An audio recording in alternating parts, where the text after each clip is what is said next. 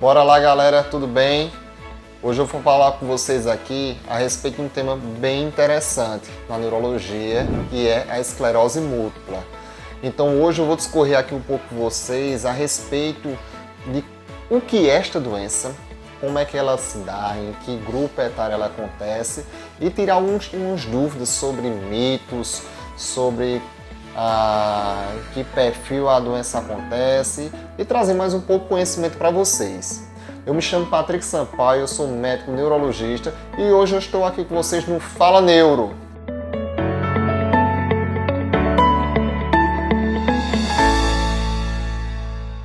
Para começar aqui hoje esse vídeo, eu quero trazer para vocês primeiro uma conceitualização. O que é a esclerose múltipla?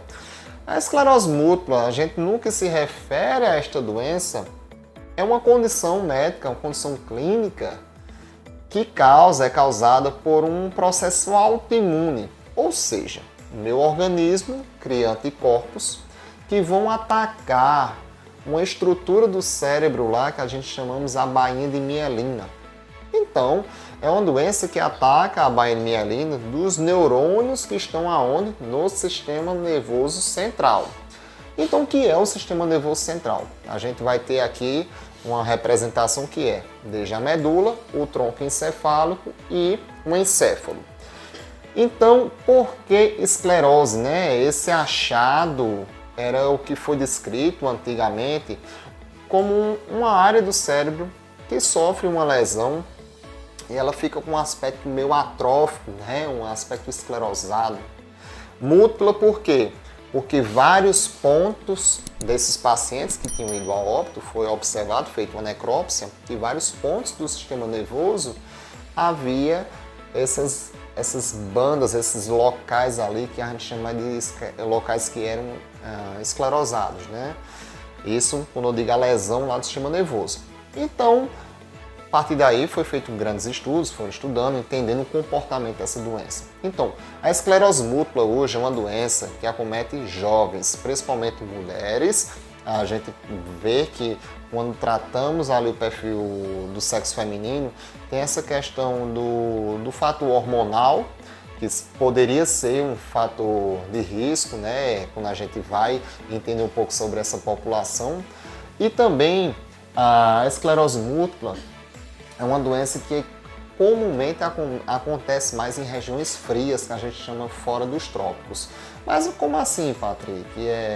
Não acontece no Brasil não? O Brasil é um país tropical, a gente está próximo da linha do Equador. Sim, acontece aqui, mas ela é muitas vezes muito subdiagnosticada, ou seja, pouco diagnosticada. Então, quais seriam os sintomas que os pacientes poderiam ter que a gente vai suspeitar da esclerose múltipla? Um sintoma que seria muito recorrente nesses pacientes seriam queixas de dormência. Essa dormência, para ser sim um sintoma de esclerose múltipla, ela teria que durar ali mais de que 24 horas e pegar regiões do corpo, ou seja, uma perna, um braço, ou o corpo inteiro, ou a metade do corpo inteiro, ou só o rosto. Enfim, a gente tem uma série de sintomas do ponto de vista sensitivo que pudesse ali ser, que a gente pudesse sim pensar em esclerose múltipla. Mas vamos lá, além das alterações sensitivas, o que é que a gente poderia ter? Desde quadros dolorosos, alterações de memória cognitiva, a gente pode ter sintomatologia também. Um sintoma muito comum que pode acometer esses pacientes também é uma queixa recorrente que pode ser o quê? Diplopia, que é você está enxergando duplo. Outro sintoma também que faz muitas vezes a gente pensar em investigar um paciente, que seria o quê? Inflamação do nervo óptico, que a gente chama de neurite óptica. Vocês percebem que eu estou trazendo vários sintomas, por isso que a doença se chama esclerose múltipla. Mas hoje em dia a gente conseguiu avançar bem com o seu diagnóstico, porque a gente tem ferramentas de investigação de grande qualidade hoje, que seria a própria ressonância magnética, ou seja, quando você tem um quadro clínico desse, você quando vai fazer a investigação, quando você passa em consulta e o neurologista suspeita, a gente já faz um protocolo de investigação ali para um paciente com suspeita de esclerose múltipla, baseado o quê? Nesse quadro clínico. E em seguida a gente pode lançar a mão também de outros exames complementares, que seria o estudo do líquor, focado em alguns cenários dentro do líquido ali, que seriam a pesquisa de bandas oligoclonais e também para afastar outras condições clínicas que pudessem se trazer a inflamação ali que a gente vê na esclerose múltipla.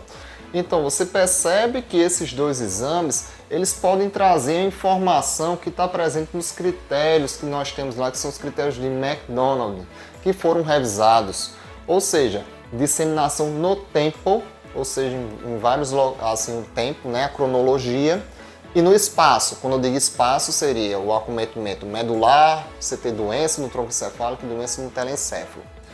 Então, baseado nisso, quando você vai chegar ao diagnóstico de esclerose múltipla, a gente tem que propor, entender se a gente tem doença em atividade, ou seja, se aquele surto, aquela queixa clínica é doença em atividade, ou se não é doença em atividade, até para você propor a terapêutica. Então, quadros de esclerose múltipla, que a gente chama de surtos, os pacientes devem sim ser encaminhados a um pronto atendimento, para uma avaliação médica, avaliação neurológica, para fazer uma terapia adequada para surto. O paciente saiu do surto, mas tem doença que a gente chama de doença em atividade, o paciente com uma carga lesional muito alta, a gente vai traçar o quê? Estratégias de tratamento, a gente chama com terapias modificadoras de doença. Hoje, vou te falar uma coisa, a gente tem um bocado de remédio que foi lançado nos últimos 10 anos. Lhe confesso que até 2010 não tinha muita coisa não. O tratamento modificador da doença na esclerose múltipla era muito restrito a pequenas classes ali, pequenos grupos muito sutis, e os pacientes sofriam muito o quê? Com as sequelas, ou seja, a doença ia acontecendo, você ia tratando, só que você vê o quê?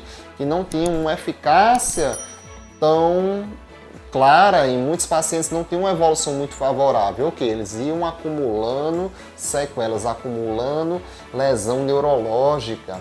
Por isso que a esclerose múltipla é muito confundida com uma doença que tem esse caráter progressivo, que é a esclerose lateral amiotrófica. Lembre-se, esclerose múltipla é uma doença diferente de esclerose lateral amiotrófica. Esclerose múltipla é diferente de uma doença que se chama de esclerose sistêmica, que é uma doença reumatológica. Esclerose múltipla é diferente de uma doença que a gente tem na neurologia, que seria a demência. Então, veja, a esclerose múltipla é muito confundida com outras doenças, que até você vai perceber que tem o quê? Uma mistura ali com outras áreas da medicina, que seria a reumatologia. Então, como estamos no mês de agosto, é o mês que a gente traz ali a lembrança, a alusão, o reconhecimento de uma doença muito incapacitante, mas o quê? Que a gente tem tratamento. Um tratamento adequado, um tratamento eficaz, um tratamento disponível o quê? Pelo SUS. Sim, pelo SUS. Então grave essa informação aí, porque se não a grande maioria dos pacientes hoje que tem esclerose múltipla pegam o seu remédio via SUS, e isso eu me orgulho em dizer, porque a gente tem um sistema que atende pacientes com uma doença muito incapacitante com remédios de alto custo. Então, se você tem a doença ou se não tem um diagnóstico, é aquela mesma recomendação que eu deixo nos meus vídeos, que é o quê? Esse vídeo não é uma recomendação clínica de diagnóstico, ele não é uma consulta, é sim um vídeo informativo de caráter de conhecimento para você, para que você possa conhecer um pouco mais sobre essas condições que eu venho falando nos vídeos anteriores. Toda semana a gente vai estar trazendo aqui conteúdo para vocês, então já ativa esse sininho aí, deixa seu like aqui se esse conteúdo te agregou, te trouxe informação legal. Se você achou isso relevante, então segue o canal, compartilha e vamos acompanhar aqui comigo semanalmente. Te encontro lá, e aqui é o Fala Neuro.